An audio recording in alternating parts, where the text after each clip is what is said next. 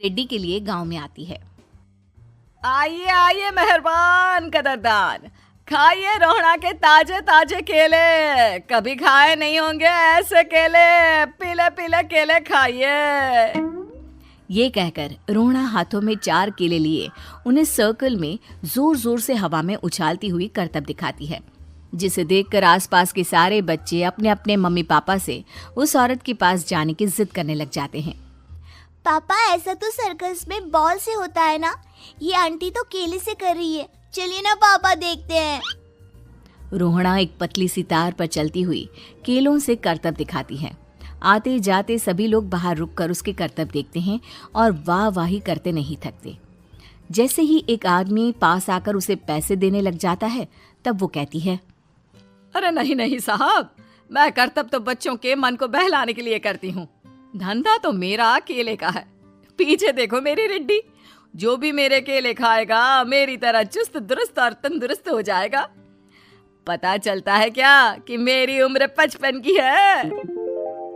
अरे पर ऐसे ठंड के मौसम में कोई केला क्यों खाएगा? ये ऐसे वैसे केले नहीं है साहब, ये शरीर में गर्मी देते हैं। ठंड को दूर भगाए जो भी रोहिणा के केले खाए। पापा, अगर मुझे केले नहीं मिले तो मैं घर नहीं जाऊंगी। तभी उसके पापा कहते हैं कि बेटा, केले ठंड में कभी गर्मी नहीं देते। ये सब कहने की बातें हैं, सामान बेचने का तरीका है इनका। पर पिंकी नहीं मानती। मैं केले खाऊंगी। पिंकी की जिद के आगे नत्थू हार जाता है और उसे केले खरीद कर दे देता है। पिंकी खुश होकर केले घर ले आकर खाती है। अब मैं भी करतब करूंगी, कितना मजा आएगा। जादुई केले। पिंकी पहला केला खत्म भी नहीं करती कि वो बेहोश हो जाती है। दूसरे केले से एक काला धुआं आता है और रोहड़ा चुड़ैल बनकर बाहर निकल आती है।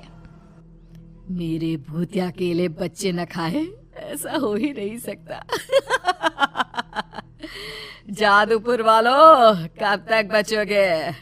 आ गई हूं मैं रोहड़ा, जिसका कोई नहीं कर सकता सामना। रोहड़ा पिंकी को गोद में उठाकर काले धुएं में कहीं गायब हो जाती है। शाम के वक्त नत्थू घर लौटता है और पिंकी को घर में ना पाकर उसकी माँ से कहता है, माँ पिंकी कहाँ है? अरे बेटा, उसे तो तू सुबह करतब दिखाने ले गया था ना, फिर कहाँ वापस आए तुम दोनों? मुझे लगा तू उसे अपने साथ मंडी ले गया होगा। हे भगवान, मेरी बच्ची कहाँ गई? मैं उसे घर ही तो छोड़कर गया था माँ। नत्थू गांव के घर कोने में अपनी बेटी को ढूंढता है, पर उसे वो कहीं नहीं मिलती। परेशान होकर आखिर रो रो कर नत्थू हिम्मत हार कर घर लौट आता है। अगली सुबह रोहड़ा फिर से करतब दिखाने आती है और इस बार पिंकी की तरह रोनी केले खरीद लेता है। 50 रुपए दिए थे पापा ने, सारे पैसों की मैंने केले खरीद लिए हैं। अब मैं भी आंटी की तरह ही करतबबाज बन जाऊंगा। यही सोचते हुए रोनी केले खाता है और पहला अकेला केला आधा खत्म भी नहीं करता कि चुड़ैल उसके सामने आ जाती है। मेरे साथ चलने का समय आ गया है रोनी। ये तो बस शुरुआत है। अब इस गांव के सारे बच्चे धीरे धीरे मेरे कब्जे में होंगे, एक बच्चा भी नहीं बचेगा। ये कहकर रोना रोनी को गोद में लेकर काले धुएं में अदृश्य हो जाती है। इसके बाद हर रोज गांव में से कोई ना कोई बच्चा गायब होता, पर ऐसा क्यों हो रहा है किसी को भी समझ में नहीं आ पा रहा था। रोज की तरह अपनी बेटी पिंकी की तलाश में नत्थू गांव के एक तालाब के पास बैठा रो रहा था। कहाँ गई मेरी पिंकी? शकुंतला के जाने के बाद एक वही तो मेरा सहारा थी। अरे उसकी आत्मा कोस रही होगी मुझे कि मैं अपनी बच्ची को संभाल भी नहीं पाया। नत्थू ये कहता हुआ रो ही रहा था कि तभी तालाब में से उसे शकुंतला की आवाज सुनाई देती है। कहाँ थी तुम शकुंतला? हमारी बच्ची और सारे गायब हुए बच्चे रोहड़ा के कब्जे में हैं। वो बच्चों को जो केले देती है उससे बच्चे बेहोश हो जाते हैं और उसके कब्जे में आ जाते हैं और वो उन्हें ले जाकर काली दुनिया में ले जाती है। पर वो ऐसा क्यों कर रही है? ये मैं नहीं जानती, पर उस दुनिया का रास्ता मैं आपको बता सकती हूँ। जहाँ ये नदी खत्म होती है वहाँ एक केले का पेड़ है, उसके नीचे एक दरवाजा है। वहीं से रास्ता जाता है उस दुनिया का। ये कहकर शकुंतला की आत्मा गायब हो जाती है।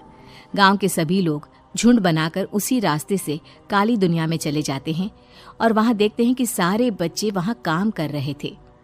पापा मुझे ले चलो यहाँ से। पापा पापा। सभी बच्चे अपने मम्मी पापा से लिपट जाते हैं। तो तुम लोग यहाँ तक आ गए? क्यों हमारे बच्चों को पकड़ लिया तूने? तुझे शिकार ही बनाना है तो ले, हम सब आ गए हैं, हमें खा ले। नहीं, मुझे बच्चे चाहिए। मेरे बच्चे के बदले तुम लोगों के बच्चे। क्या मतलब? मैं इसी गांव में रहने वाली एक औरत थी। केले की चोरी के इल्जाम में मेरे बेटे को गांव वालों ने इतना मारा कि वो मर गया। उसी दिन मैंने ठान लिया कि गांव वालों का भी वही हाल करूंगी। कुछ दिन बाद बेटे के चले जाने के दुख में मैं भी मर गई और मेरी भटकती आत्मा एक चुड़ैल बन गई। और फिर मैंने बदला लिया तुम सबके बच्चे छीनकर। बर्दाश्त नहीं कर पाए ना? सोचो मुझ पर क्या बीती होगी। हमें माफ कर दो रोना। पता नहीं ये किसकी गलती थी, पर हम सभी माफी मांगते हैं।